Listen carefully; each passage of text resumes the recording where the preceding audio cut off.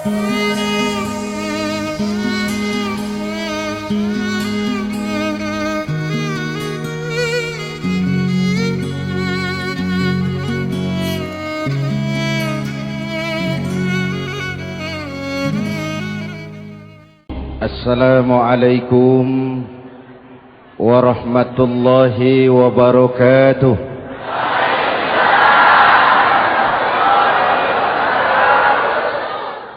Alhamdulillah wassalatu wassalamu ala Rasulillah Sayyidina Muhammad ibn Abdullah wa ala alihi wa sahbihi wa mawala, amma ba'du. Saudara-saudara kaum muslimin di seluruh tanah air, hari-hari pada minggu akhir Ramadan kita bersama-sama menyaksikan sebuah fenomena tentang pindahnya kegiatan umat dari masjid ke pasar, dari masjid ke terminal, dari masjid ke stasiun, dari masjid ke bandara. Apa boleh buat, itulah wajah kita. Bahwa lebaran artinya mudik, bahwa lebaran artinya baju baru dan makanan. Lebaran berbeda dengan Idul Fitri. Lebaran adalah tradisi yang setiap kita boleh ikutan. Siapa saja boleh ikut lebaran, tapi tidak tiap orang bisa merayakan Idul Fitri. Mau puasa atau tidak puasa, boleh lebaran. Tidak dilarang sama petugas keamanan. Mau ibadah Ramadan atau tidak melaksanakan ibadah Ramadan, boleh ikut lebaran. Tapi tidak berarti merayakan Idul Fitri, karena selalu ada kos dari apa saja yang kita lakukan. Saya mau cerita, mau dengar gak? Ada dokter gigi, dokter baru. Satu sore praktek, pasiennya 4 orang nunggu duduk jejeran. Dipanggil pasien pertama, diperiksa, berlubang giginya, dicabut tanpa dibius. Namanya dokter baru. Pasien ini teriak, aduh sakit dok, tidak kuat, sakit. Teriakannya keras sekali. Pasien yang 3 orang yang nunggu gemeter, lari semua. Selesai dicabut, diobati, selesai, tanya, sudah selesai dok? Sudah mas. Berapa biayanya? 200.000. Loh, biasanya kan 50.000, kok 200.000? Biasanya sih memang 50.000, tapi siapa suruh kau teriak? Yang 3 lari.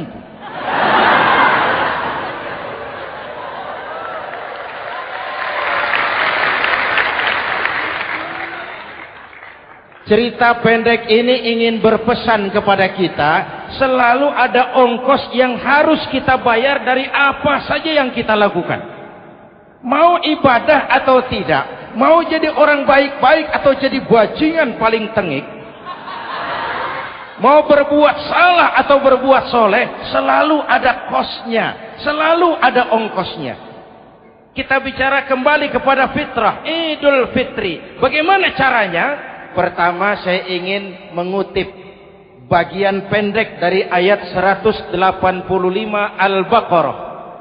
Walitukmilul iddata walitukabbirullaha ala ma hadakum wala'allakum tashkurun. Ada 4 hal dari cuplikan ayat pendek ini. Pertama, walitukmilul iddata, hendaknya engkau sempurnakan jumlah bilangan hari puasamu. Berpuasa sebulan penuh. Sebulan penuh itu bisa 29, bisa 30. Pak, kalau beda pendapat bagaimana? Ada yang lebaran tanggal 5, ada yang lebaran tanggal 6. Hadirin, bagi yang punya kemampuan berijtihad, silahkan melakukan ru'yatul hilal. Bagi yang tidak, lebih aman ikut pesan Nabi. Apa pesan Nabi? Fa iza ikhtalaftum fa alaikum bisawadil a'zam ma'al haqqi wa ahlihi. Kalau kamu berbeda pendapat, ikut golongan terbanyak yang benar dan ahlinya. Jadi walaupun banyak, kalau tidak benar dan bukan ahlinya, tidak usah ikutin. Banyak benar dan ahlinya. Contoh, 100 insinyur berbeda pendapat dengan 10 kiai tentang doa kunut. Yang diikuti pasti 10 kiai, bukan 100 insinyur. Betul? Atau sebaliknya, 10 insinyur berbeda dengan 100 kiai tentang konstruksi jembatan. Yang diikuti tentu 10 insinyur, benar dan ahlinya. Maka yang paling aman, kita punya departemen agama. Departemen agama punya ahli dari MUI, dari Nahdlatul Ulama, dari Muhammadiyah, dari Al-Wasliyah, dari Syarikat Islam, dikumpulkan melakukan ru'yatul hilal. Yang paling aman, dengeri saja pengumuman Departemen Agama.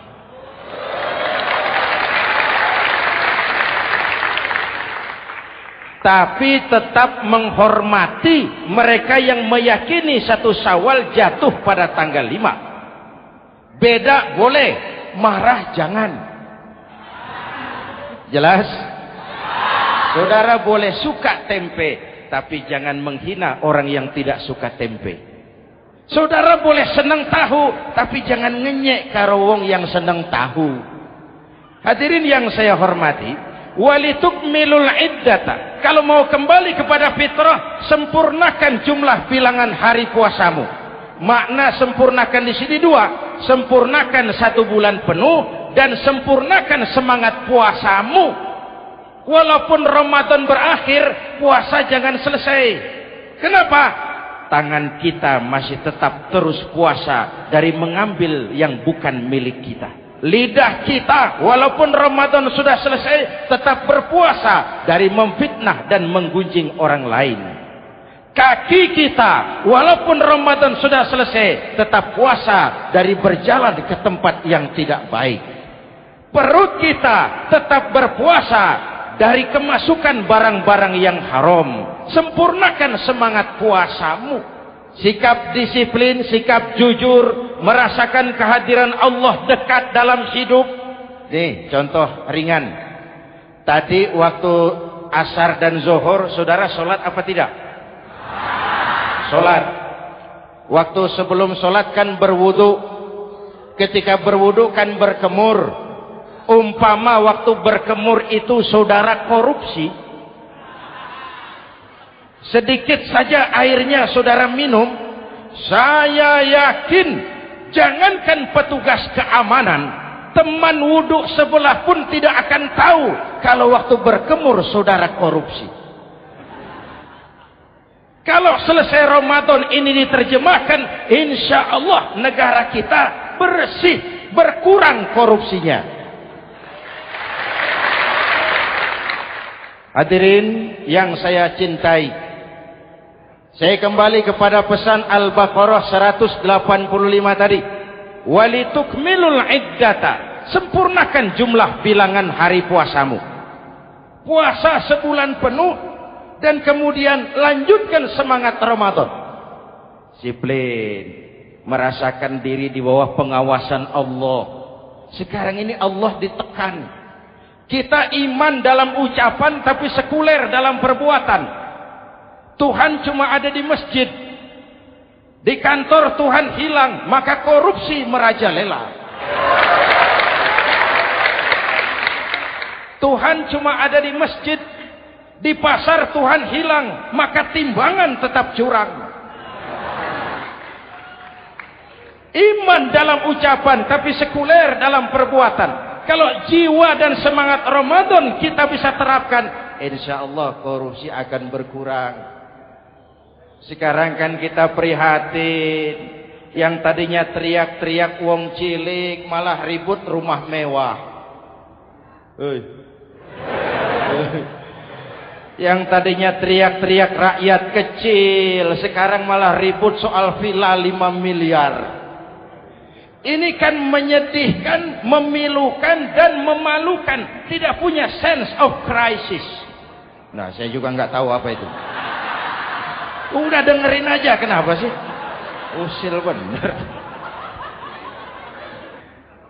Padahal ekonomi kita masih terpuruk. Lapangan kerja sulit. Jumlah pengangguran rata-rata 2 juta orang per tahun. Lapangan kerja baru sulit terbuka karena investor, jangankan yang dari luar mau masuk, yang di dalam siap-siap keluar. Terakhir kita dengar Sony, pabrik elektronik besar, mau cabut lagi pindah invest ke Taiwan, menyusul pabrik silet yang di Ciputat itu. Ketika ditanya apa investasi di Cina lebih murah, tidak, dia bilang lebih mahal, cuma lebih pasti. Di Indonesia murah, cuma mejanya kebanyakan. Biaya siluman, namanya siluman nggak karu-karuan. Keluar uang banyak, urusan tidak pasti, capek. Disahkan undang-undang penyiaran yang justru ditolak oleh masyarakat penyiar sendiri. Industri penyiaran bakal kolaps. Karena sekarang ini boro-boro mereka industri televisi mau break even point. Mau pulang modal. Dengan ke depan bisa bangkrut. Akibatnya bisa kita pastikan jumlah pengangguran makin bertambah. Hadirin yang saya hormati, kita memang setuju jangan terlalu mengadopsi siaran-siaran televisi dari luar. Kita harus punya filter. Tapi pada sisi yang sama, kita juga harus memperhatikan lapangan kerja buat rakyat kita ini. Walitukmilul iddata, sempurnakan jumlah bilangan hari puasamu. Kalau jumlah hari puasa sudah sempurna, tuntunan yang kedua dari Al-Quran, walitukabbirullah, hendaknya engkau agungkan nama Tuhanmu. Takbiran. Takbiran itu bisa sendiri, bisa berjamaah, bisa di rumah, bisa di masjid, bisa di surau, bisa dengan pawai keliling, asal dilaksanakan dengan tertib dan tidak mengganggu lalu lintas umum. Prakteknya yang terjadi, pawai keliling itu mengganggu ketertiban umum, perang petasan, mengganggu lalu lintas. Terjadi macam ada yang takbiran bawa bendera partai. Innalillahi wa inna ilaihi raji'un. Ini takbir politik. Hadirin yang saya hormati, kalimat takbir dalam kondisi kita, saya ingatkan kepada satu ungkapan Bung Tomo. Bung Tomo, pelaku sejarah, tokoh 10 November yang dikenal sebagai Hari Pahlawan, dalam satu pidatonya saya ingat pernah berkata, andai kata tidak ada kalimat takbir, ini ungkapan Bung Tomo, andai kata tidak ada kalimat takbir, saya tidak tahu dengan apa saya harus menggerakkan putra-putra terbaik bangsa untuk bangkit berjuang melawan penjajah.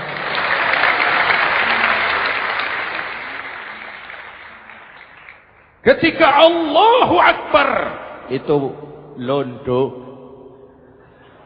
kelihatannya kecil, meriam nggak meleduk. Dahulu orang-orang tua kita cuma ada 2 kata, merdeka atau mati. Tidak berpikir nanti kalau menang dan merdeka saya jadi wali kota di mana.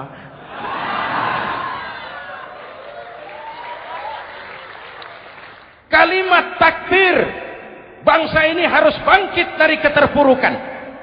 Bangsa ini harus bangkit mengejar ketinggalan-ketinggalannya. Bangsa ini tidak boleh terpuruk terus. Dan semangat takbir harus menjiwai kita. Tidak ada capek dalam perjuangan. Tidak ada puas dalam upaya. Keberhasilan cuma pengantar ke arah keberhasilan yang lebih baik lagi. Walitukabbirullah, hendaknya engkau agungkan nama Tuhanmu. Nama Allah menjadi motivasi besar dalam kehidupan kita. Ini pesan Quran.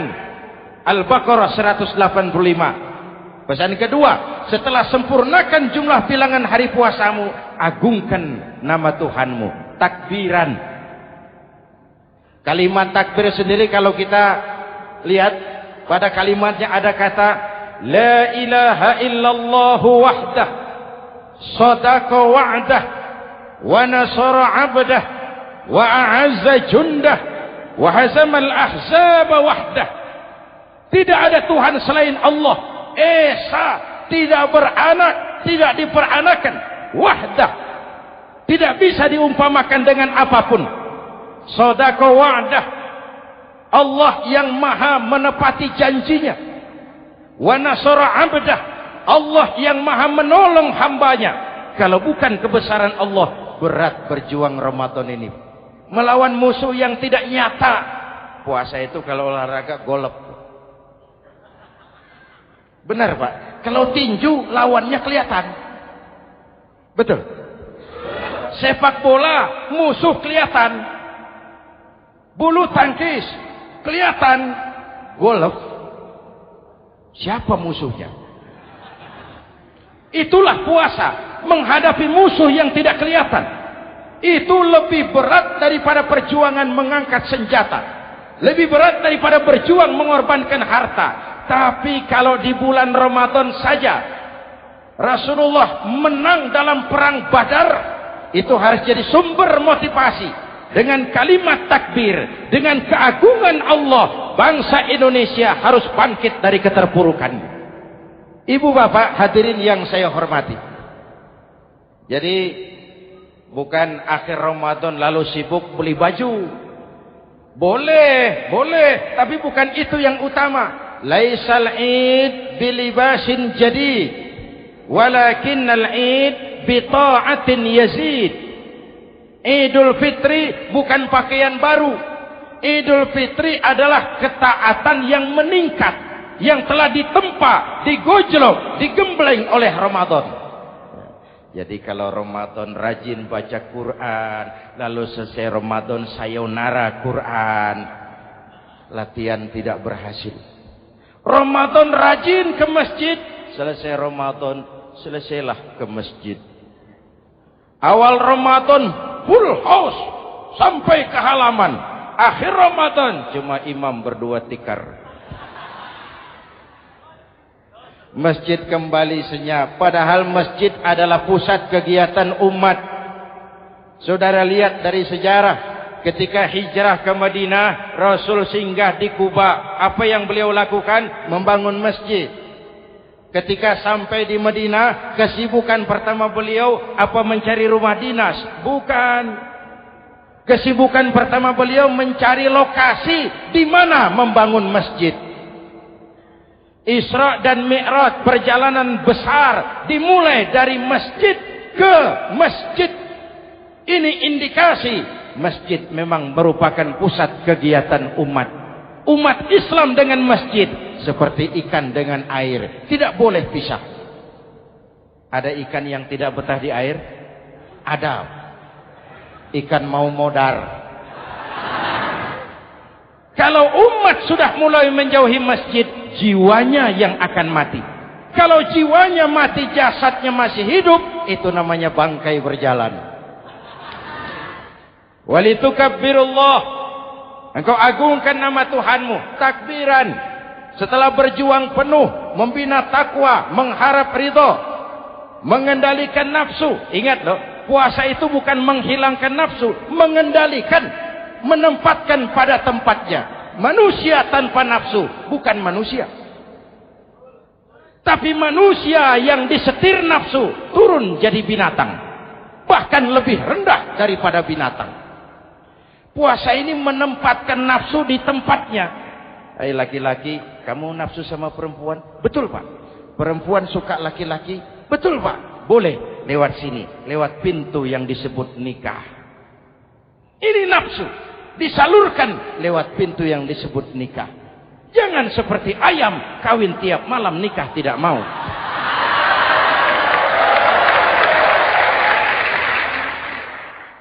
Hai manusia, nafsu kepada materi, kepengen kaya? Iya Pak. Boleh. usaha yang halal, jual beli yang halal. Wa ahallallahu al-bai'a wa harrama riba. Allah halalkan jual beli. Jangan ingin kaya lalu makan renten, ingin kaya lalu korupsi, ingin kaya lalu buka peternakan tuyul. Manusia ingin berkuasa, boleh, tapi tetap punya etika dan moral. Jangan ingin berkuasa lalu fitnah, ingin berkuasa lalu mengadu domba orang, ingin berkuasa lalu menghalalkan segala cara. Puasa menempatkan nafsu pada tempatnya. Manusia yang dikendalikan nafsu lebih puas daripada binatang. Saya punya ungkapan lama, sebuas-buasnya kerbau, makanannya tetap rumput.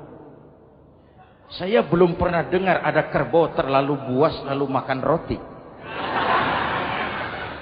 Betul? Tapi manusia kalau sudah dikendalikan nafsu, manusia bukan cuma makan nasi, aspal, semen, kertas, minumnya solar, jauh lebih puas daripada binatang. Inilah puasa. Arep nguwong ke wong, agar manusia itu jadi dirinya, fitrahnya, jangan dikendalikan oleh nafsu.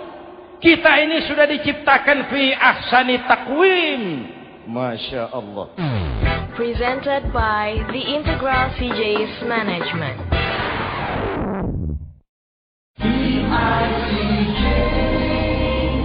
Hadirin, yang ketiga pesan Al-Baqarah 185 tadi. Setelah sempurna jumlah bilangan hari puasa, lalu mengumandangkan takbir, membayar zakat fitrah. Kenapa itu kita lakukan? Mengagungkan nama Allah. Ala ma hadakum. Agungkan nama Allah yang telah memberikan hidayahnya kepadamu. Masya Allah nih, hidayah, kita bersyukur. Hidayah ini hak prerogatif Allah. Diberikan kepada siapa saja yang dikehendaki oleh Allah. Kita bisa lihat dalam sejarah. Ada anak Nabi tidak mendapat hidayah, tidak terpanggil mengikuti kebenaran yang disampaikan oleh bapaknya. Namanya Kan'an, putra Nabi Nuh. Ada ayah Nabi bernama Azar, ayah Nabi Ibrahim. Putranya penegak tauhid, ayahnya produsen berhala. Ada istri Nabi, istrinya Nabi Lut, tidak mendapat hidayah, tidak terpanggil mengikuti kebenaran. Lalu Abu Jahal, Abu Lahab, paman Nabi, melihat Nabi, menyaksikan mukjizat, mendengar wahyu, melihat tutur kata Nabi, hidayah tidak datang kepada dia. Maka mereka tidak terpanggil mengikuti kebenaran. Kita alhamdulillah keponakan Nabi saja bukan, mendapat yang namanya hidayah ini. Ini harus kita pelihara, kita jaga baik-baik, karena ini merupakan hak prerogatif Allah. Yahdi man yasha, diberikan kepada siapa saja yang dikehendakinya. Hadirin, sembari kita mengambil pelajaran tentang Kan'an yang tidak dapat, putra Nabi Nuh. Ini saya ngambil bagian cerita sejarah. Masih mau dengar? Nabi Nuh diberi umur 950 tahun. Berdakwah sepanjang hidup. 800 tahun beliau dakwah. Dapat pengikut tidak lebih 80 orang. Rata-rata 10 tahun satu. Yang dihadapi ini umat yang kurang ajar, bandel, bajingan, tengik. Kalau diceramahi, telinganya ditutup dengan tangannya. Ini saking kurang ajarnya ini umat. Diberikan dakwah, telinganya ditutup dengan tangan. Nabi Nuh ketika di puncak kesabarannya munajat, ya Rabb, bagaimana Nuh? Siang malam saya berdakwah kepada umat ini. Saya sampaikan risalahmu, saya canangkan seruanmu, saya sampaikan ajaranmu. Inni da'autu qaumi lailan wa nahara. Siang malam saya berdakwah kepada umat. Wa inni kullama da'autuhum ja'alu asabi'ahum fi adhanihim. Tiap kali saya sampaikan dakwah kepada mereka, mereka tutup telinganya dengan tangannya. Saya tidak sanggup menghadapi umat seperti ini, ya Allah. Habis mau kamu bagaimana, Nuh? Sikat saja sudah semua ini. Bikin mati saja. Nanti kalau punya anak, anaknya kafir lagi. Lebih baik bapak moyangnya, mbah-mbahnya sikat semua. Rabbi la tazar 'alal ardi minal kafirina dayyara. Jangan disisahkan orang kafir. Habisin semua. Itu mau kamu? Iya. Buat kapal Nuh, nanti aku turunkan banjir. Dengan apa saya membuat kapal, ya Rabb? Pakai kayu, Nuh. Kayunya dari mana, ya Rabb? Dari pohon tentu. Pohonnya belum ada, ya Rabb. Tanam dulu, Nuh. Membuat kapal, kayunya nanam pohon dulu. Apa artinya? Perjuangan bukan simsalabim abracadabra. Perjuangan bukan makan lombok, ini hari dimakan, ini hari pedas. Perjuangan itu proses. Ada keringat, ada air mata, ada darah, tempo-tempo nyawa. Itulah perjuangan. Sudah pohon ditebang, buatkan kapal di tengah kampung. Umat unjuk rasa lagi. Nuh makin gila. Bikin kapal di tengah kampung, mau belayar kemana? Selesai Nuh, selesai ya Rabb. Naik. Orang-orang yang beriman bersamamu, naik. Binatang serba sepasang, naik. Naik Nuh, naik. Orang beriman, naik. Binatang serba sepasang. Gerimis mulai turun. Setelah kapal semua terisi, Nabi Nuh kontrol. Sudah naik semua? Sudah. Nuh. Mas Bejo, ada? Ada. Bawa painem, naik sudah, masuk. Oke. Hei. Kan'an anak saya ikut tidak naik kapal. Kami tidak lihat, Nuh. Turun ke bawah. Ada Kan'an. Kami tidak lihat, Nuh. Naik ke atas buritan. Kelihatan Kan'an tidak ikut naik kapal. Kumpul bersama orang kafir di daratan. Inilah potret kehidupan. Kumpul dengan orang-orang kafir. Berapa banyak anak-anak kita tidak mau ikut orang tuanya ke masjid. Kumpul dengan orang-orang kafir di tempat maksiat. Nuh karena sayang kepada anak. Dari atas kapal memanggil. Ya bunayyar kam ma'ana. Ya, ini bahasa orang manggil, Pak. Kan'an. Kesini nak, naik kapal sama papi. Ini terjemahan bebas. Jawab Kan'an di bawah. Tidak mau, Pak, saya di sini saja. Jangan nak, Allah sedang murka, akan turun banjir. Kalau datang banjir, Bapak, sa'awi ila jabalin ya'simuni minal ma'. Saya akan naik ke gunung tinggi yang bisa menyelamatkan saya dari banjir. Kan'an naik ke gunung tinggi, gunung pun tenggelam dihantam banjir. Dalam puncak kepedihan, Nabi Nuh akhirnya sadar. Ya Allah, kalau orang kafir tenggelam, memang saya yang minta. Tapi Kan'an kan anak saya. Nuh, anggap Kan'an bukan anakmu. Wa innahu amalun ghairu salih. Nuh sadar, akhirnya bilang, ana urid wa anta turid wallahu fa'alun lima yurid. Aku punya kemauan, kau Kan'an punya kemauan, Allah juga punya kemauan. Kemauan Allah lah yang akhirnya jadi kenyataan. Nek sekarang juga kita ngadepi musim banjir. Bukan banjir air saja, banjir peradaban-peradaban yang masuk ke negeri kita. Banjir maksiat, banjir munkarot. Kalau kita sudah ke masjid, kita sudah naik kapal. Tolong kontrol anak-anak kita. Tolong kontrol tetangga kita. Ayo naik kapal. Banjir.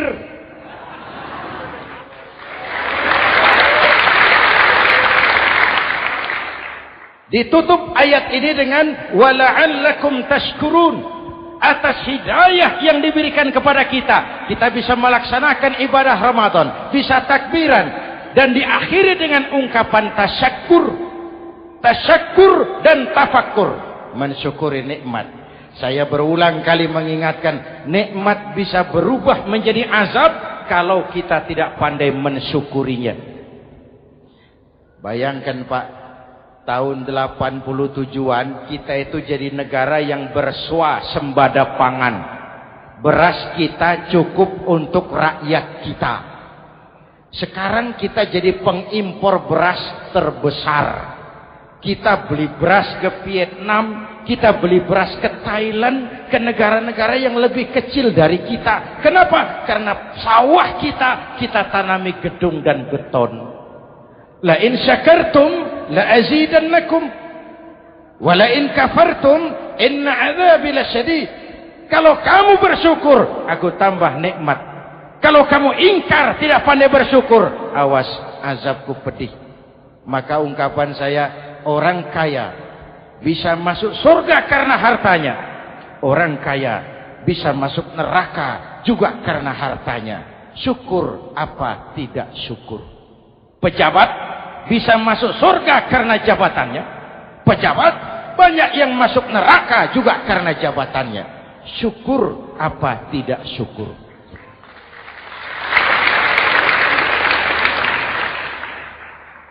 Orang alim, kiai bisa masuk surga karena ilmunya. Orang alim pun bisa masuk neraka lebih dulu dari penyembah berhala juga karena ilmunya. Syukur apa tidak syukur? Si jabatan sebagai pemimpin lalu menyadari sayyidul qaumi khadimuhum. Pemimpin suatu umat adalah pelayan bagi umat itu. Pelayan harus melayani, bukan minta dilayani. Selama ini kita memandang jabatan itu jalan pintas menuju kaya. Jabatan itu artinya kekuasaan dan fasilitas. Maka yang lahir rampok-rampok baru.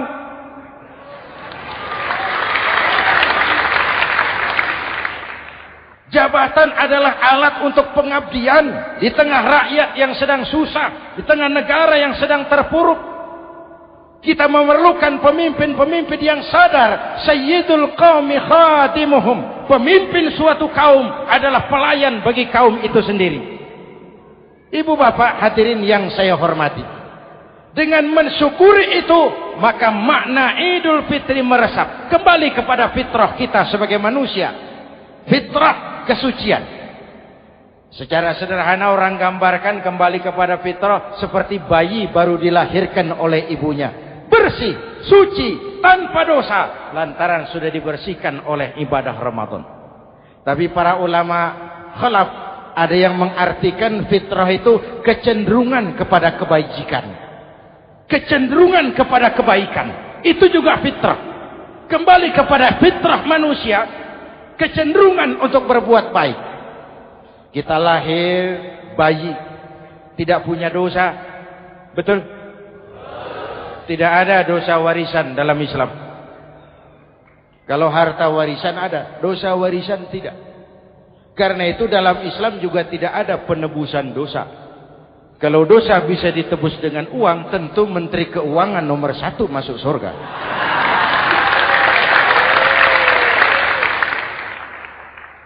Dosa dalam Islam ditebus dengan taubat. Langsung kepada Allah, sonder calo. Hadirin yang saya hormati, kembali kepada fitrah seperti bayi baru dilahirkan oleh ibunya. Bersih, tidak punya dosa kepada Allah lantaran sudah dibersihkan oleh ibadah Ramadan. Soalnya kemudian kita kan tidak hanya bersalah kepada Allah, kita ini juga bergaul dengan sesama manusia. Betul? Sebuah hadis, sahabat ditanya oleh Rasul, "Atadruna manil muflis?" Saudara-saudara tahu kamu siapa orang yang bangkrut? Oh Rasul, orang bangkrut yang tidak punya uang. Orang bangkrut yang tidak punya harta. Salah kata Rasul. Innal muflisa min ummati. Yang bangkrut dari golongan umatku. Yang besok di hari kiamat datang menghadap Allah. Dengan membawa pahala solat. Membawa pahala zakat. membawa pahala haji, membawa pahala sedekah pada satu pihak. Sementara pada sisi yang lain sebelah kiri, orang ini juga datang membawa kesalahan karena pernah mencaci maki orang, pernah memfitnah orang, pernah memakan harta orang dengan cara yang zalim. Satu sisi bawa kebajikan, sisi lain bawa kesalahan. Kalau ini yang terjadi, bagaimana nasib kita? Kata Nabi, Tuhan, ini pahala solat saya, ini solat yang wajib, ini yang sunnah, rawatibnya, nawafilnya. Datang orang, sebentar Tuhan, apa? Dia memang rajin solat, tapi saya pernah dicaci maki, hancur nama saya, remuk hati saya. Di dunia saya tidak bisa membalas karena dia lebih berkuasa. Sekarang saya menuntut keadilan. Betul? Iya Tuhan. Sini pahala solatmu, kasih orang yang kau caci maki. Tuhan, ini pahala puasa saya, yang wajib Ramadannya, sunnah 6 hari Syawalnya, Senin Kemisnya. Ini Tuhan. Datang lagi, sebentar Tuhan. Kenapa? Dia memang rajin puasa, tapi saya pernah difitnah tanpa benar, dicorengkan arang ke dahi, hancur nama saya karenanya. Saya menuntut keadilan karena di dunia waktu itu cuma banyak pengadilan, tapi tidak ada keadilan. Benar? Benar. Pahala solatmu kasih orang yang kau fitnah. Tuhan, ini pahala zakat saya. Datang lagi, Tuhan, dia memang suka zakat, tapi korupsinya lebih besar dari zakatnya. Untuk keadilan, sini pahala zakatmu kasih. Kalau habis pahala kebaikan, orang yang menuntut masih banyak, diambillah dosa orang yang kita sakiti, diberikan kepada kita. Pahala dipreteli, dosa diberikan. Apa enggak bangkrut? Ibarat orang dagang, modal habis, tagihan hutang datang terus. Kenapa? Orang ini cuma baik hubungannya kepada Allah, tapi tidak baik hubungannya dengan sesama manusia. Karena itu, dalam konteks dengan fitrah, manusia makhluk yang fitrah. Apa fitrah itu? Pertama, manusia makhluk yang bertuhan. Itu fitrah. Mengingkari Tuhan, mengingkari fitrah. Yang kedua, manusia makhluk sosial. Zon politikan, itu fitrah. Kita tidak bisa hidup sendiri. Betapa dan siapapun kita memerlukan yang lain. Maka nuansa Ramadan intinya adalah silaturahmi. Nuansa Idul Fitri silaturahmi antar sesama kita. Ada baiknya saya ingatkan lagi sebuah hadis. Masih mau dengar? Selesai sholat Id, sahabat mendengar Rasul mengucapkan amin 3 kali. Amin, amin, amin. Ya Rasul, ada apa? Tadi turun Jibril selesai sholat, mau berdoa. Muhammad, aku mau mohon kepada Allah, mau kau aminkan? Silahkan Jibril. Jibril doa, Rasul amin. Doanya 3 macam permohonan, maka Rasul 3 kali mengucapkan amin. Kalau sudah Jibril yang doa, Rasul yang amin, apa iya doanya ditolak? Apa isi doanya? Yang pertama, ya Allah, doa malaikat Jibril. Hari ini 1 Syawal, waktu itu doanya, saya mohon kepadamu, jangan engkau terima puasa dan ibadahnya anak yang durhaka kepada ibu bapaknya. Rasul mengucapkan amin. Renungan buat kita. Itu sebabnya barangkali sesibuk-sibuk di Jakarta masih mau mudik nemui orang tua. Yang kedua, ya Rabb, saya mohon kepadamu, jangan engkau terima puasa dan ibadahnya istri yang durhaka kepada suaminya. Amin. Kedengaran Bu? Ada ibu-ibu tanya, Pak, kalau suami yang durhaka sama istrinya bagaimana? Hadisnya tidak menjelaskan itu, Bu.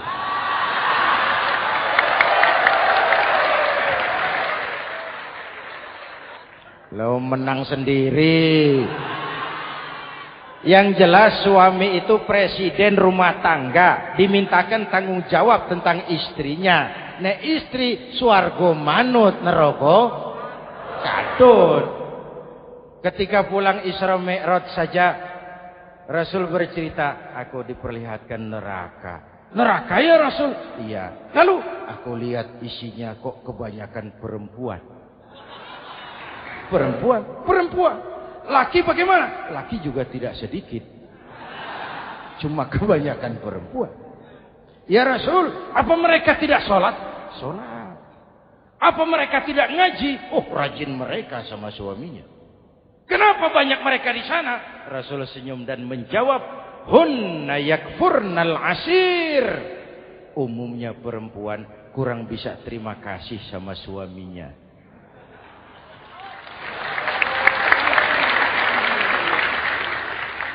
Ini penyakit turunan.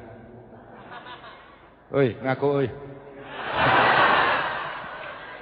Lalu yang ketiga, ya Allah, hari ini saya mohon kepadamu, jangan engkau terima puasa dan ibadahnya muslim yang tidak mau memaafkan sesama saudaranya muslim. Memaafkan lebih berat daripada meminta maaf, tapi memberi maaf lebih mulia daripada meminta maaf. Inilah nuansa mengembalikan semangat saling menghargai, saling mencintai, keutuhan, kerukunan, dan kedamaian. Sudah capek kita rakyat dengan konflik. Sudah capek kita dengan mengedepankan perbedaan dan bukan persamaan. Sudah waktunya kita berbeda, tapi tetap bergandengan, tetap bersama menyongsong hari esok yang lebih baik. Mintalah ridho ibu bapak, suami kepada istri, istri kepada suami, dan memaafkan sesama saudara muslim sehingga kita benar-benar kembali kepada fitrah. Terima kasih dan mohon maaf, semoga ada manfaatnya. Usikum wa nafsi bitaqwallah. Wassalamualaikum warahmatullahi wabarakatuh.